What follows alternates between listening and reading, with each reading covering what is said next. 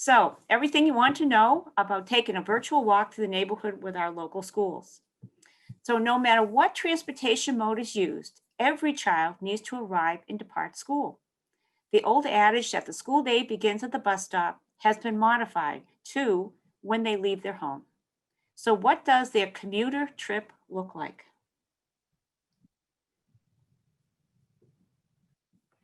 Student transportation safety cannot only focus on the school property itself.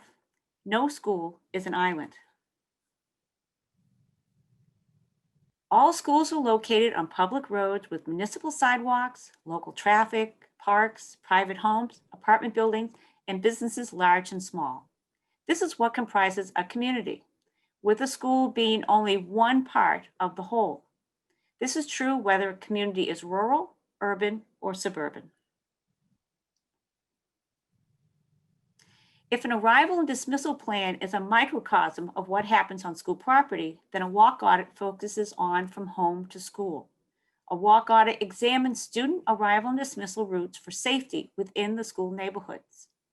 It examines a number of things, including the school's outdoor surroundings. We look at safety and accessibility conditions in the field. We consider how the different transportation modes interact and look at mitigation strategies. And we also encourage an open dialogue between all the stakeholders. Consensus is key. So implementation of any suggested best practice recommendations produce positive benefits for the school as well as the greater community. These include an impact on the students as well as the staff, communication strategies for the safety and connectivity of the community. We're looking to address sustainable change, not just a one-time fix, and develop a collaborative stakeholder network. So let's talk a little bit about these benefits.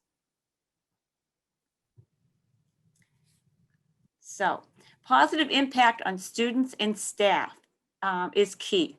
Improved safety for pedestrian and bikers often results in more students choosing to walk, bike, and roll to school. More students using active transportation equates to less vehicular traffic and improved air quality, as Emily has already mentioned. The resultant increase in student physical activity is linked directly to improved student concentration for better academic performance, less school absenteeism and tardiness, and addresses childhood obesity, which is chronic in the US. Students also bolster their independence and build community and social connections. It also benefits staff because many staff drive from a distance, and likewise, they feel safer walking to the schools when they need to park in their neighborhoods. So walk audits results work to improve community safety and connectivity within its neighborhoods. During pedestrian safety, we teach our students to share the sidewalk. Where are these students going in this photo? Are they going to school, the library, a local bodega, maybe the Y? Everyone benefits from improved safety. These students could easily be a grandmother or someone pushing a stroller. Everyone in the community benefits from the implementation of safety measures. Then we get to the chicken and the egg. The chicken and the egg reminds us how sometimes parents won't allow their students to walk or bike because of traffic or infrastructure conditions. So the result is they drive their students, and as such, they compound the traffic problem. Educating parents that they are not in traffic, that they are the traffic, is key. The work lies in breaking this cycle. So making any change stick is a challenge. Change is more equitable when it addresses all schools in a district, not just a few. Recommendations based on walk audit observations can be accepted as procedural or policy change in order to manage ongoing community student concerns in a lasting fashion. Such actions address sustainable change. Examples include consistent and effective crosswalk striping, uniform school zone signage across the whole school district, use of more visible and regulatory signage versus just informational, and being New England, snow removal policies. Kudos to riding in the winter.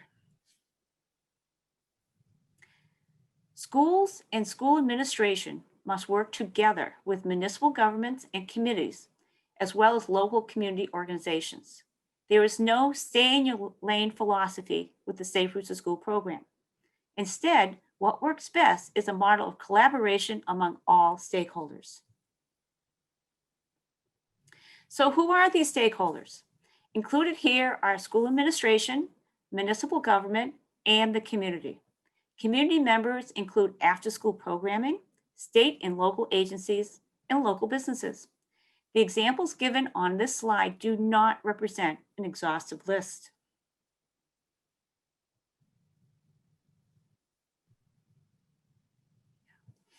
Each walk audit participant brings their expertise and their local neighborhood knowledge that complements the group's experience.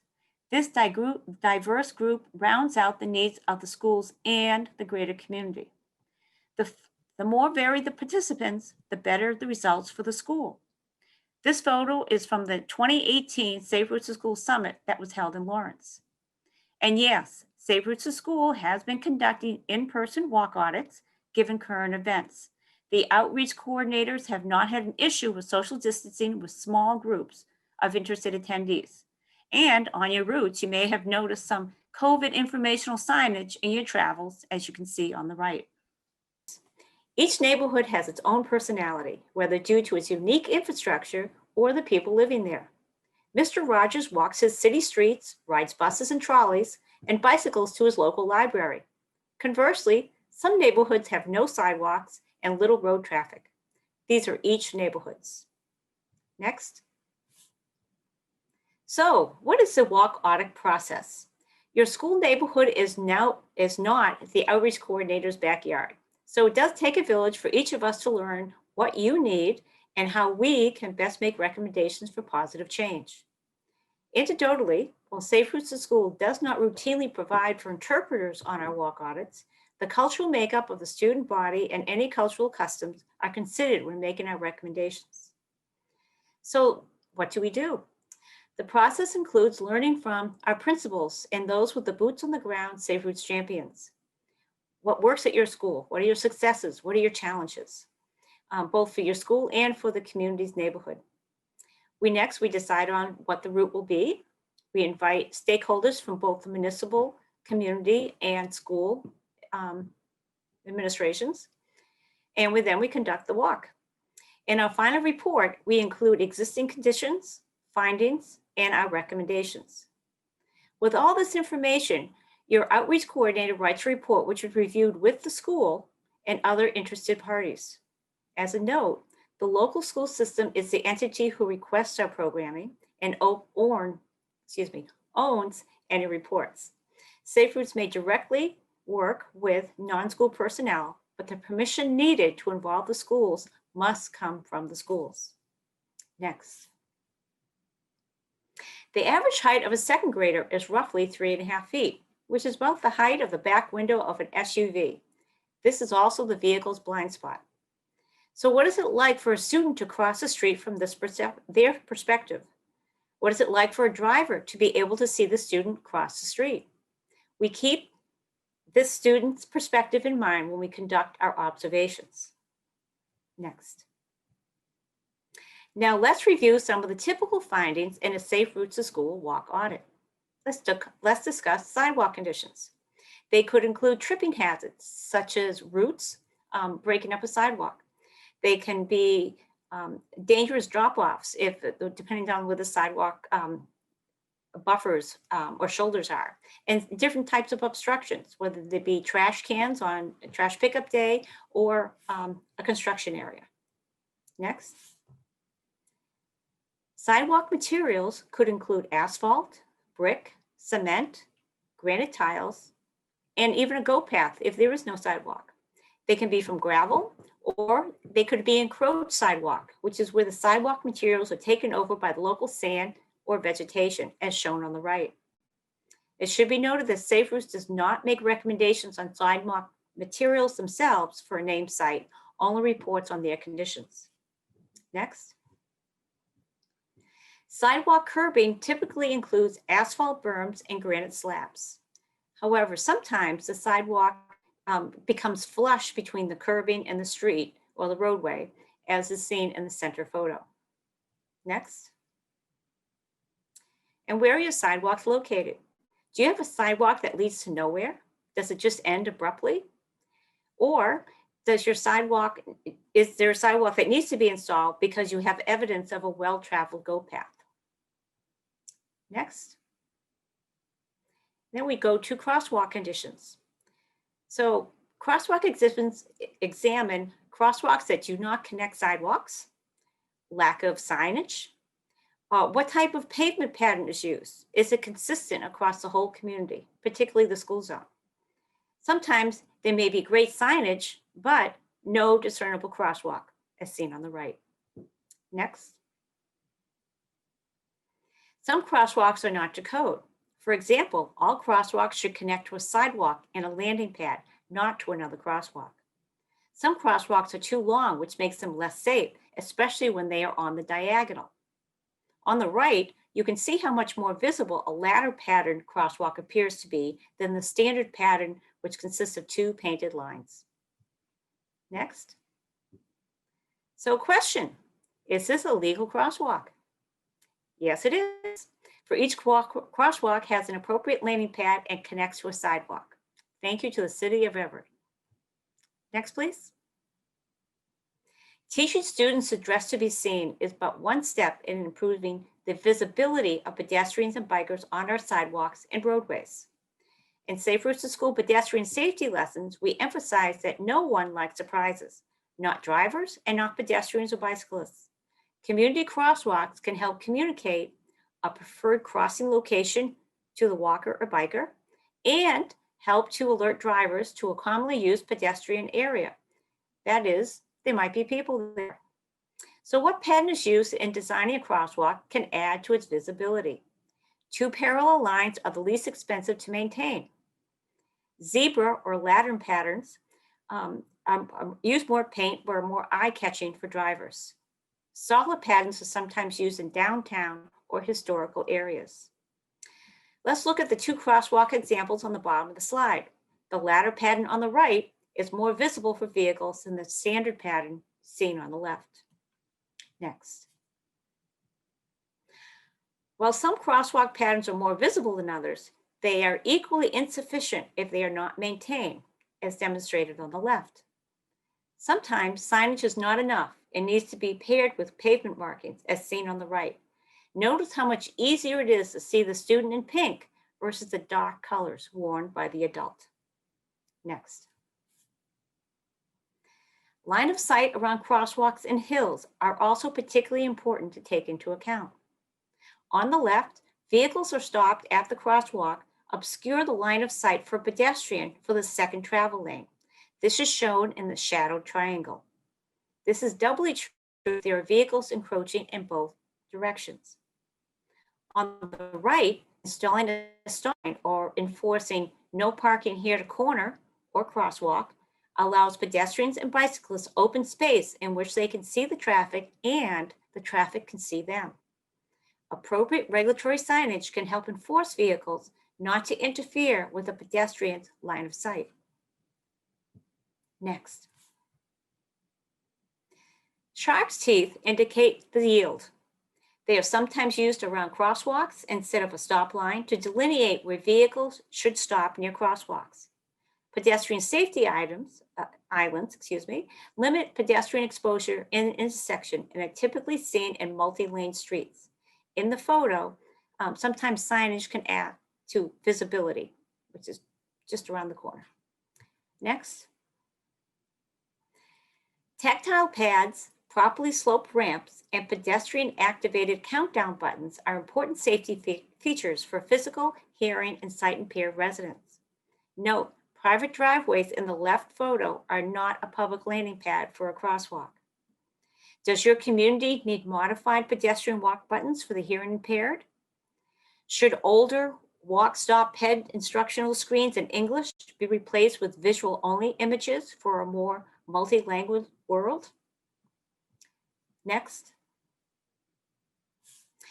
Beg buttons are a political hot potato. Last summer, Seattle was yet another major city that has agreed to replace them. Beg buttons are where engineers program the traffic signal for cars without regard to people needing to cross the street. Some green cycles may be so short that a pedestrian has no chance to cross unless they push a button. The "don't make me beg" argument becomes why should intersections be designed for cars and not pedestrians and bikers. They are often an easy target for tagging and vandalism. And on the left, you can see how someone has actually taped this button to the permanent on cycle, trying to make a statement. Next. So, bicycles. Does your community have enough bike racks, or do folks have to improvise? How functional are your bike racks? These great looking red ones are actually placed too close to the stone wall for their most effective use. There is not enough room for an adult bike's front tire. Bike shadows or bike lanes. A shadow is a shared lane marking that indicates which part of the road should be used by cyclists when the roadway is shared with motor vehicles. It is not a bike-only lane. They are typically used where the bike lane ends. Like all pavement markings, a shadow conveys information. It is meant to help cyclists stick to the recommended bike routes and avoid wrong-way riding. It should also alert drivers to the likely presence of bikes, encouraging them, or supposedly, to move a little farther to the left if they need to pass a bicyclist. Next. Drainage. Drainage is perhaps the most difficult to correct, for most community systems were laid out decades ago. If storm grates are too high or if they are clogged, water does not flow into them, and the results are puddles in the summer and ice in the winter. Next. Lighting. Until daylight savings time is abolished in Massachusetts, in the winter months, it is dark at 7 a.m. and at 4 p.m. These times directly overlap with school arrival and dismissal. Street lights and vehicle headlights need to be complemented with school lighting. Next. Did anyone notice a 6-foot-tall crossing guard circled in this photo? This photo was taken at 7 a.m. when the students were beginning to arrive to school. Next. Signage. There are two types of signage, regulatory and informational. The police can only enforce regulatory signage.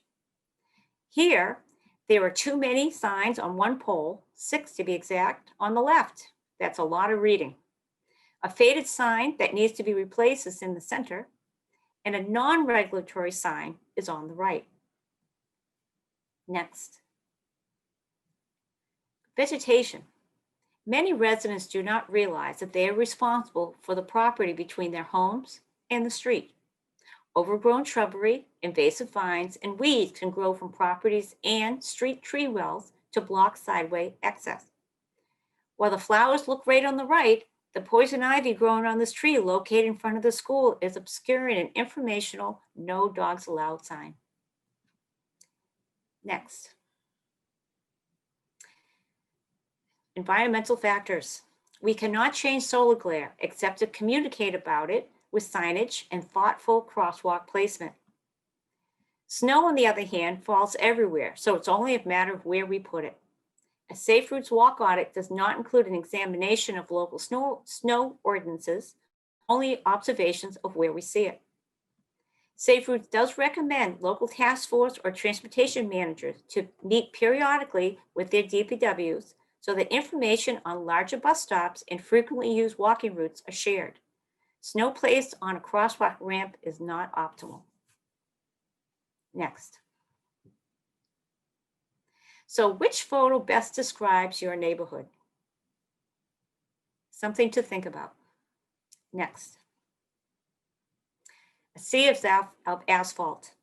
An endless sea of asphalt is expensive to maintain and can be dangerous if signage and or pavement markings do not indicate boundaries for vehicles versus pedestrians and bikers. This crossing guard is standing on the school driveway / sidewalk and needs at least a fog line if curbing cannot be installed to separate the street from the driveway from the assumed sidewalk area. Next. Road diets using tactical urbanism techniques, including ground murals, pavement markings, and flex posts can help delineate street boundaries when street width or intersections cannot be managed safely. Here's an intersection in Everett. What if the ground mirror were added in a teardrop shape for traffic calming, as seen in the center photo? Or if the teardrop extended from the green shrubbery to form a Y-shaped intersection? Or if polka dots, flex posts, or planters were used to narrow the roadway on both sides? Different ways of looking at the same problem. Next. With neighborhood conditions, the perception of what is safe is rooted in many variables. Besides vehicular speed, other conditions within a school neighborhood also contribute to how one feels about their environment. Examples include trash and household items, road conditions, as well as building and property conditions. Next. Is this your school? Mitigating parent traffic on public roadways is commonplace, as most New England school properties were not designed for today's parent volume. When this happens, rules need to be in place to ensure the safety of all student commuters. Traffic calming methods often include regulatory signage, cones, informational sandwich boards, and the use of staff. Note, please have any staff participating in arrival dismissal wear reflective vests, whether they be on or off school property. We want everyone to be safe. Next. So more traffic calming examples include resident-made signs, business-made signs, DPW barrels that have seen a better day, flex posts and bolsters, resident signs asking parents to be good neighbors, AKA do not block driveways, no U-turns, and drive as if your student lives here, lawn signs. Next. A sign that extra traffic calming is needed are demonstrated here, where a highly visible crosswalk pattern is reinforced with flex posts and an in-road pedestrian yield sign. And there are 2 crossing guards assigned to this location.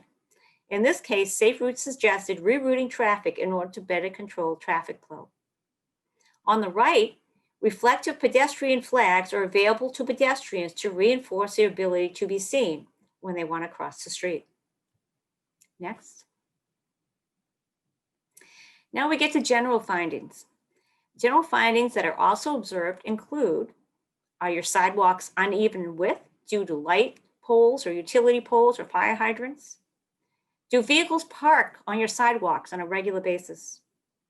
Do you observe evidence that a sidewalk is needed, as seen with goat paths, or evidence of people walking, or cut-throughs created through private properties, as seen with this cut fencing? Next. Does your school neighborhood include parks, potholes, a dedicated bike or bus lane, illegal parking? Do you see a lot of bicycles in your neighborhood? Next. Then there's the unexpected, things that put a smile on your face. WPA or dedicated plaques for servicemen or local fallen police or firemen. We have beehives, thinking of student allergies. And we have temporary speed bumps for traffic calming. Next. There could be pedestrian corridors that run between blocks. We have decorative crosswalks. Temporary traffic calming, as seen with these hay bales and pumpkins. Or proximity to a bike or multi-use trail. Do you see wall murals or ground murals or flags from other countries? Next. And remember, wildlife is everywhere. The fall means turkeys in New England, but it can also be a skunk on the street. And don't forget about our food and book libraries. I particularly like this school because they have both right in the front of the school. Next. So what's next? Safe Routes to School recommendations include more than engineering, as each report also includes this listing of education, evaluation, encouragement, engagement, and equity suggestions, all meant to improve student safety. Next. In closing, it is important to remember that what we all do is about the kids. Safety is our priority. A walk audit is one option in the Safe Routes to School toolbox to meet that need. Thank you.